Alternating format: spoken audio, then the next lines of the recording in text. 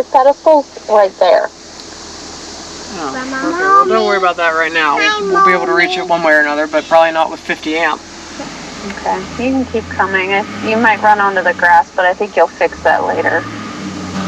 Now, like, if you can come exactly straight back, that would be good.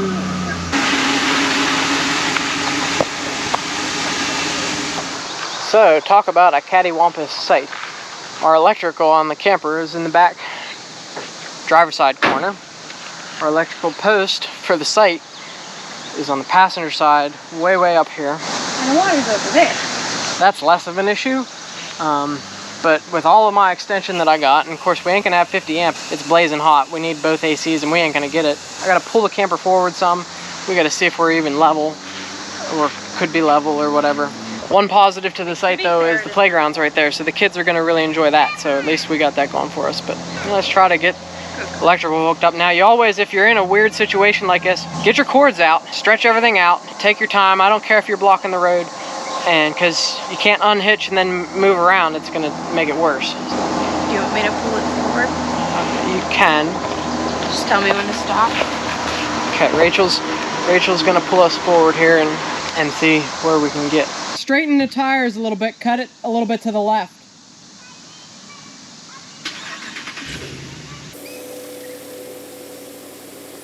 Okay, stop there. The next challenge, of course, is going to be to get this thing unhitched because we're on such a slope, and we're also going to have to be able to raise the front end up to the sky basically to get it level.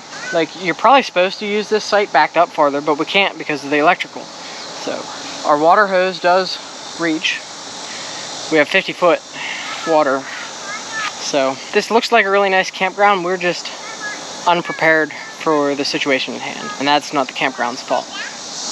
Well, friends, welcome to the most unlevel, unstable, unpractical site that we've ever had in our whole history of RVing over the last 4 years. But it's been so frustrating, and it's taken us forever, and it's ruined our dinner plans, and we're still got stuff scattered about. Like, this ain't good. The campground here is Muddy Run. This is Muddy Run Recreation Area. This is in York, Lancaster, somewhere out east. This is going to be a different sort of episode for you, friends. We're not exactly sure how this is going to plan out in real life. You guys have seen the intro, so you're spoiled. You know what's going to happen tomorrow. We don't. We'll go over more of that tomorrow morning. We're on the banks of the Susquehanna, and we do have big plans for this episode, so it should be fun, hopefully, if things improve, and it would be hard for them to get worse. When you experience all these logistical problems, it takes a lot longer to set up. Like, it's taken us over an hour to get this straightened out. But we're set now, and we're here till Sunday. So once things are set up, usually they start to improve a little bit.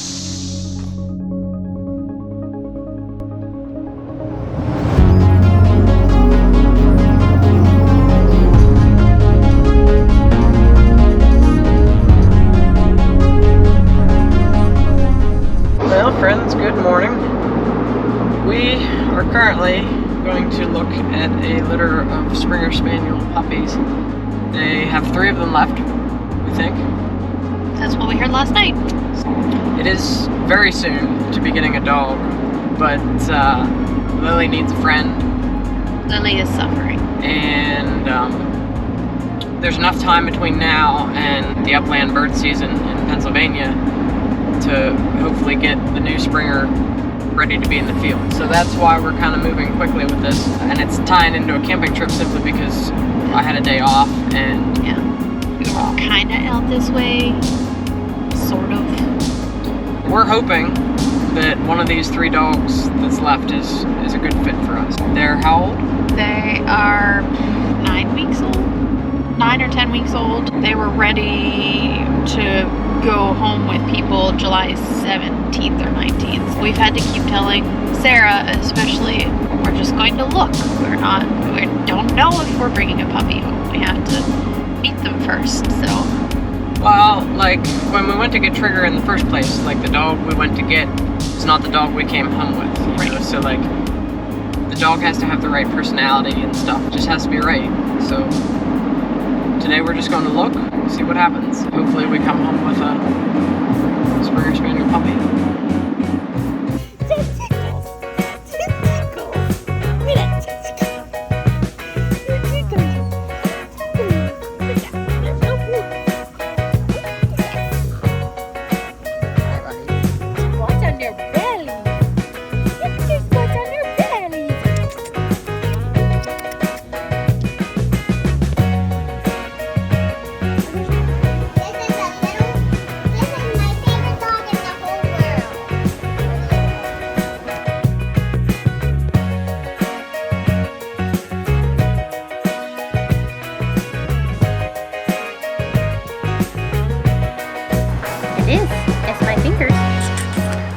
Well, friends, we decided to bring home one of the puppies. And this here is Theodore. It's a close thing. We almost brought home two. Rachel really wanted to bring home the female as well. She started whining as soon as we separated him from them. But to me, that's just a dog with separation anxiety, which would be really... She was so cute. I loved her. It's fine. Theo's cute too. We don't need 3 dogs. No, I know. You know, we know we can't replace Trigger, and we know it's a short period between then and now. But hopefully this dog works out well for us, and Lily needs a friend. Lily's adjusted fairly well, I guess, sort of. I mean, it's only been a day or so. Yeah, it's only been a couple days, and she's always been more of a reserved kind of dog anyway. She's not growling at him anymore when he tries to walk next to her. So that means she's getting used to him walking next to her. And they were laying together for a little bit. We did a lot of research in a few short days as to like if we wanted another Springer or if we wanted something else. We're hoping that a Springer, this Springer is a normal size Springer and not a behemoth. So that'll be hopefully a change. He's been a good dog so far. He hasn't had any accidents so far. But we've been really watching him too. Paying close attention to him as you should with a puppy. He's 10 weeks old, so he's very young still. He's very tiny, although he is kind of fat compared to his siblings. We liked him too because he wasn't trying to eat our shoes like the other ones were. He still does like to chew on things. He likes rubbery shoes, so our Crocs might suffer some damage. But the brown one, that's all he wanted to do was eat our shoes. That's true. So that's all that one wanted was to chew on the shoes. That was all he wanted. There's a cute German Shepherd there too, but Ryan said no. Throughout the remainder of the video, you'll see him. We took him kayaking with us, and he really enjoyed that. So that'll be coming up. We've had a good time here though at the campgrounds with him. Both dogs did really well on the kayaks. Yeah. For Lily not going out in a kayak very much, she did really well on the paddleboard. So.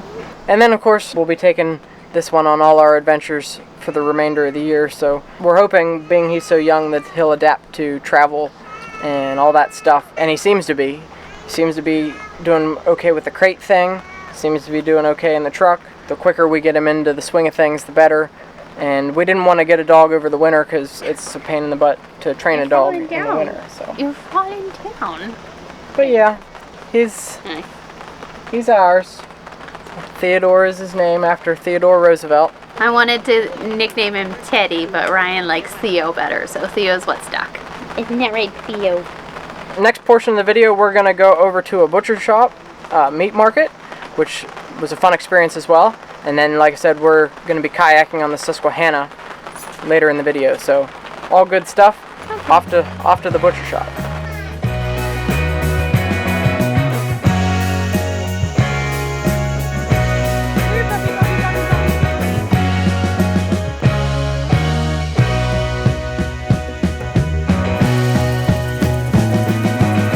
Hi, buddy. Hi. Are you a good boy? Who's a good puppy?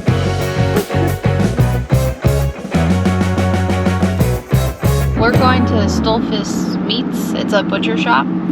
As a past thank you gift, I received like a thank you box, and the products were from there. And there was some popcorn in there, and some toffee, some mustard, some pretzels, like a whole bunch of just fun treats. When we were camping out here, it was only about 30 to 45 minutes away, so it was close enough for us to take a trip. Ryan said it had the best popcorn he's ever had. So yeah, the popcorn was amazing. So we're gonna go see if we can get some more, maybe some more toffee too, because I really like that toffee. So it seems odd to go to a butcher shop for popcorn and toffee, but that's what we're doing. That's what we're doing.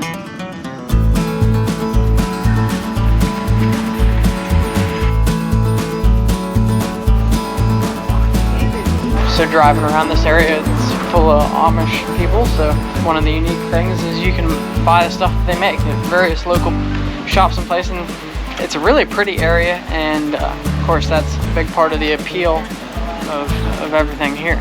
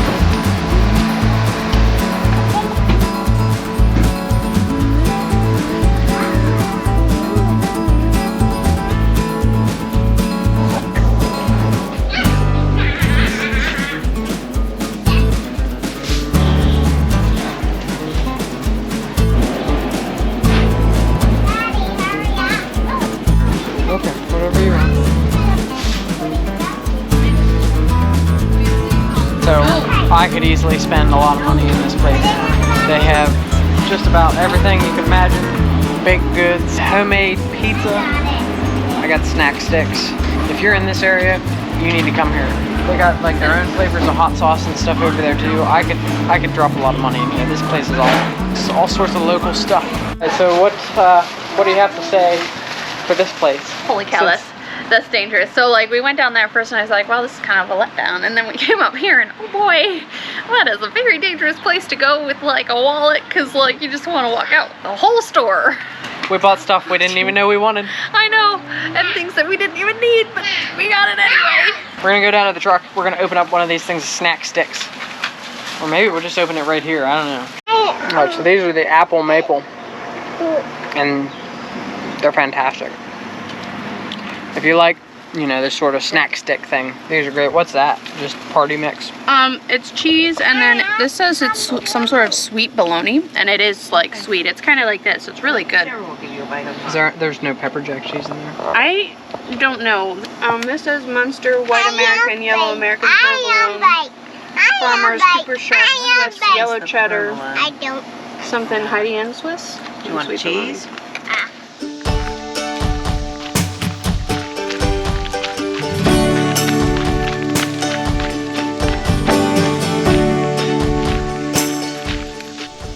Well friends, welcome to Susquehannock State Park here on the Susquehanna River banks.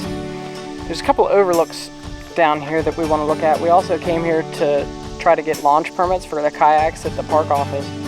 I'm not sure how that's working out. I think not good, but we don't even know if we need them to launch. We're going to launch across the river and come back over this way, but for now I think we're just going to drive down this. This is a really pretty state park. If you're ever looking for a picnic area with some overlooks, and it looks like some nice hiking here too, just looking at the map. We of course don't have time, plus it's going to be like 90 degrees and muggy. On the river is where we want to be today. So I believe this to be the Hawk Point overlook. If you look at your Susquehannock State Park map that we have here, we're taking the new puppy for a little bit of a walk here and see what there is to see. This is the glacial melt that formed these islands, these bedrock islands, scoured potholes into the river and the islands, and some of them are up to 20 feet deep. Okay. So like, if we're exploring on an island and see a hole, you probably should look in it before you like, just to check the depth, because like 20 feet is a long way to trip and fall into a hole. The fellows here at the state park said we can launch on the other side, which I think like Muddy Creek has access. They mentioned specifically historic Lock 12. They said that's a really nice place to put in. So that's probably what we'll do then. They mentioned this one as well. Yeah, from up here at Hawk Point you can see all the islands. I think this is a reservoir of some kind down below, so we should be able to paddle around quite a bit. There's boats like down in there. It looks really nice. This is a good spot to come to bird watch and things like that. Yeah, and there's lots of islands. Lots of islands.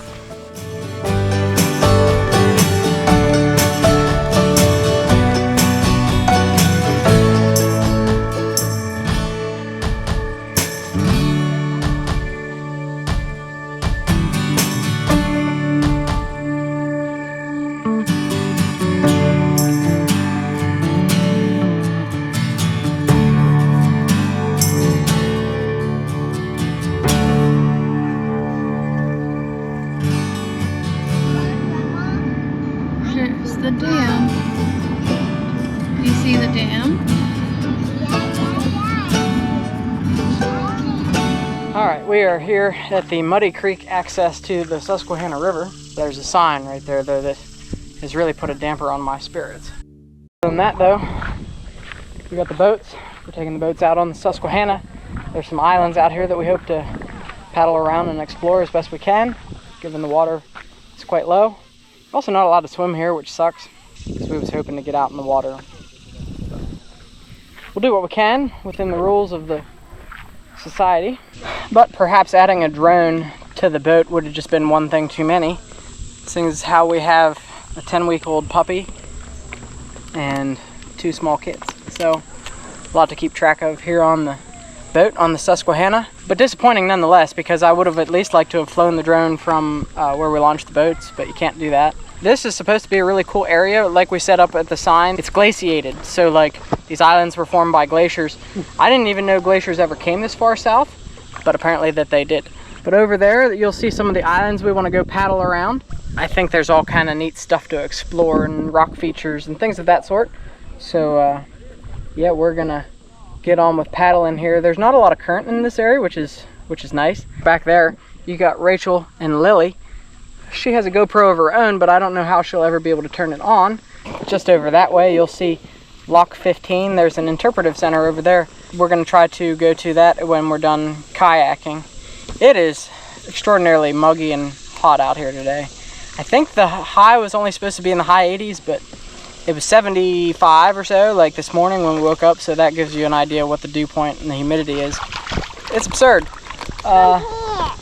This summer in Pennsylvania has just been brutal, Rachel says. Yeah, it was nice when we were up in Michigan, but having to return to this crap here, and no bueno. My dog is asleeping, so I don't have to deal with quite as much.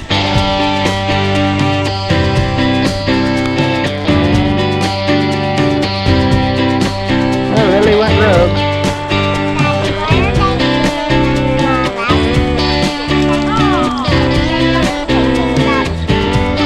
We don't want the dog in the water, because then she gets people all wet.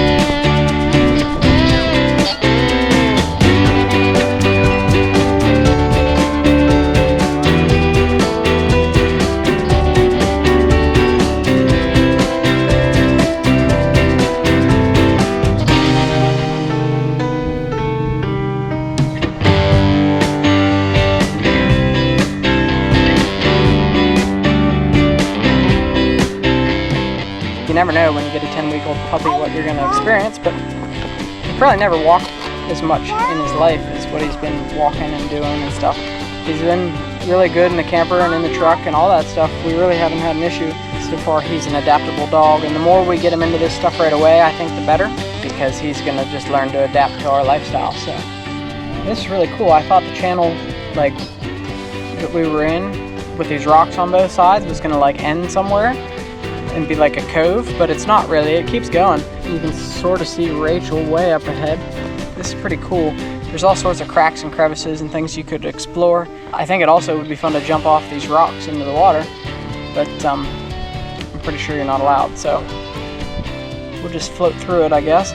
But this whole area is really, really neat. And you can just tell that the rocks and things was formed differently than the surrounding areas.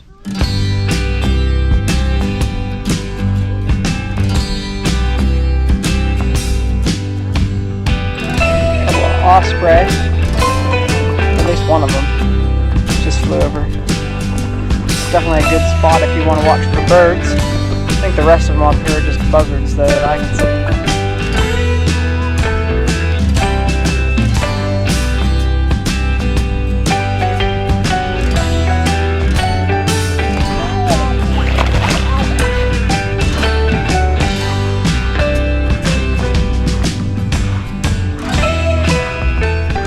That dog just loves the water. I mean, we've been on kayaking trips where she wasn't in the kayak or on a boat at all. She just swam the whole way. Yeah, and she's a very strong swimmer. Labs have them webbed feet, so they can really go. Springers do as well. There's my boy. Let me touch his feet. See? He's got webbing. So hopefully he'll be a swimmer, but we're not going to try today here. We're just a little too young to go swimming. We just like to sleep.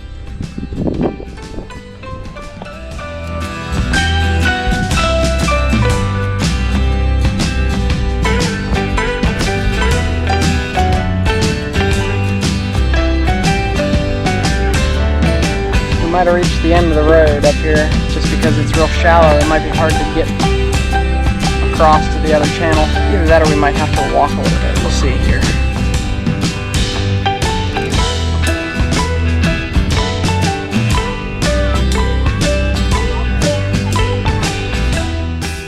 Alright friends, so we've made it over to the other side through a little channel.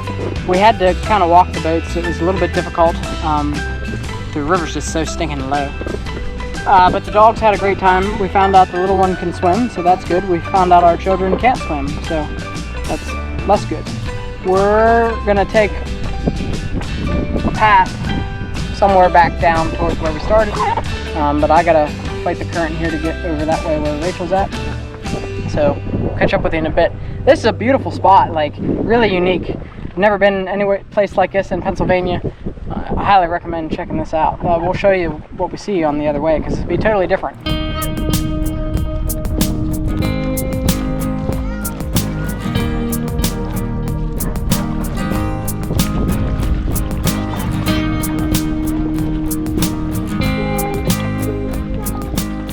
It's really windy and the wind's coming against us, so even though we're going downstream, the current is coming at us the other way because of the wind. So that kind of sucks. And Lily won't stay in the boat. Lily's out of the boat again. So if you look at the rocks behind me, you can see like the big, like bowled out sections. And that's all carved by water. It's crazy what water can do. Coming down the Susquehanna River here has been doing that for millions of years. This thing here is snoring. He's out like a light. This is probably the most work he's done ever. That one, she just refuses to stay on the boat, so she has had to swim pretty much most of the way.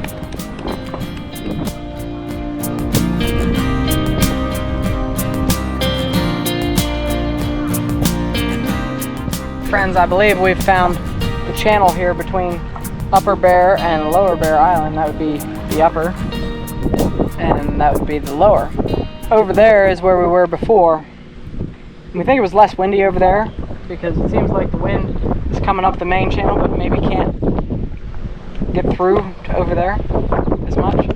Or maybe it's just the weather has changed. Either way, we're gonna go back over there. That way we're closer to where we came from. Yeah, this has been a really scenic kayak paddle. It's been exhausting, a long way. We've been out here a while, but it's been fun, very scenic, very fun. The breeze is actually kind of nice because the wind is kept down and stuff. Gonna paddle through here. We're gonna get back to the truck, put all this stuff away, and then we are gonna go get ice cream at Collinsville. Is the place I was told to go. Sarah wants to tell you how awesome our kayaking trip has been. It's been very awesome, and I'm gonna get to watch some of my dad's YouTube channels because my mom's gonna help me find them. Yep, she wants to watch my videos, so we'll see if we can't load the channel up on her iPad so she can watch some stuff. But we seem to have gotten the lab to stay on the paddleboard, so that's a plus. Flowing faster here. I gotta check this way. That way, I don't think that way's good. Okay. And here, friends, we are at the Lock 15 Interpretive Park. This is owned by whatever power company owns everything else around here.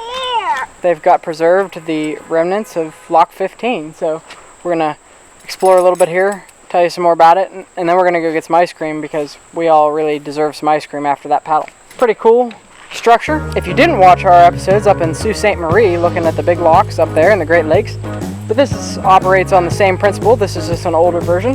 They would have had wooden gates. Somewhere here's about where I'm standing, and been able to use gravity to raise and lower boats. The higher terrain behind you, they would lower to go to the next stage down there, and that's how they climbed along with the rivers, because the Susquehanna River obviously flows downhill. The Susquehanna and Tidewater Canal is what used this lock, and that was a canal system that came from what looks like Havre de Grace up to Columbia. The network of canals here in Pennsylvania was extensive, and that's pretty much the only means of transportation in the early 1800s, followed by, of course, the railroads after that, and the railroads pretty much shut this industry down. Always amazes me the effort they took to build these, and they didn't last for very long, that's for sure. And this is actually a double lock, which is interesting. It says it allowed two boats to pass through at once that were tied together. So I don't think I've ever seen or heard about that before. I've also never been on this particular canal before, but there's so many canals around, hard to keep track of all the ones we've been to. This one, the stones are smaller that they actually used to construct it. Like the C&O Canal is like big block. This is like slate almost. Very interesting. Of course, they used whatever they had in the region, same as the railroads, because they didn't have ways to move material back then. So you used what you had, and this must have been the rock around here. So very unique. But okay, let's go get some ice cream.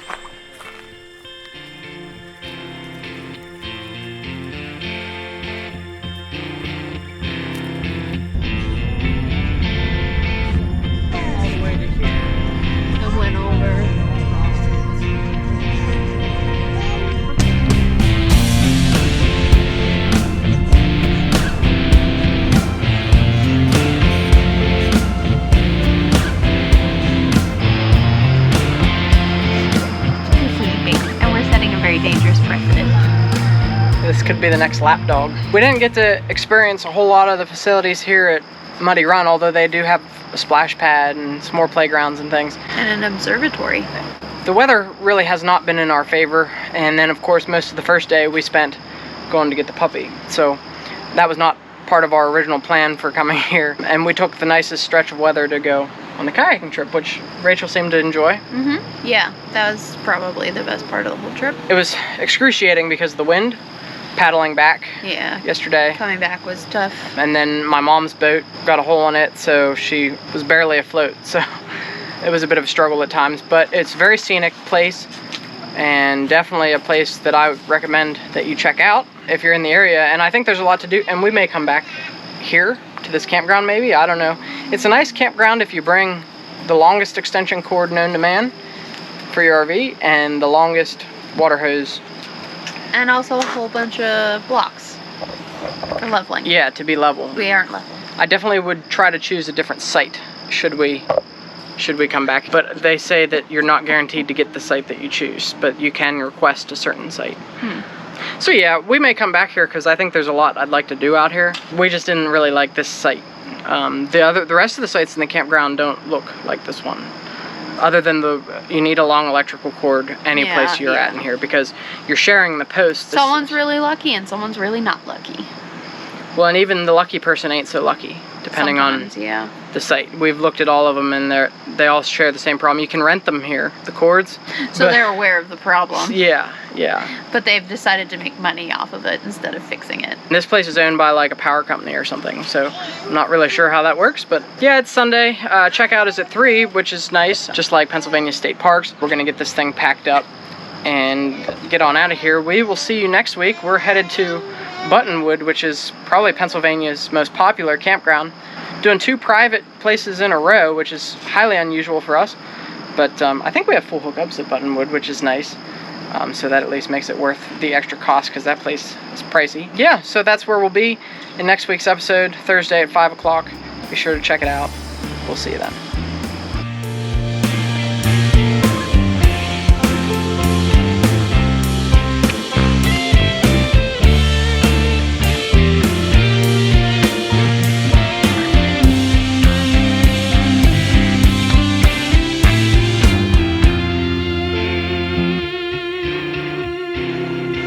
Well, I don't know what I got for a time lapse here, but we had a little problem. When your gray tanks are tied together like ours are, the kitchen's out back and the shower's out front, we have them tied together to maximize the usage. When you leave your site, you gotta separate them, because especially if you're on slopes, hills and things. We are on them. Yeah. So all the water from the kitchen tank went to the front of the RV when I hitched up, and because I forgot, I said to myself 3 times to go close that valve, and I didn't do it. So all the water came out our shower drain and flooded the master bedroom. So yeah, not a pleasant experience. It stinks. Gray water stinks worse than black water. So you really want to not screw that up. So yeah, just a word to the wise. RVing's not always sunshine and rainbows. Today it was just gross water in places it shouldn't be. And sweat. And sweat, because it's like 9,000 degrees out here. We had the AC shut off by then because we was moving, trying to get out of here. Yeah. But yeah, now we're gonna have a stinky ride home because we're... in all kinds of respects. We're gross. And yeah, so hopefully we can get home and shower and all that stuff. But setup and tear down has been the worst of any place, any trip ever that we've ever been. I mean, and if this is as bad as it gets this year, I think we'll consider ourselves lucky, because no one's hurt, nothing is irreparably damaged. It's just annoying. Just annoying.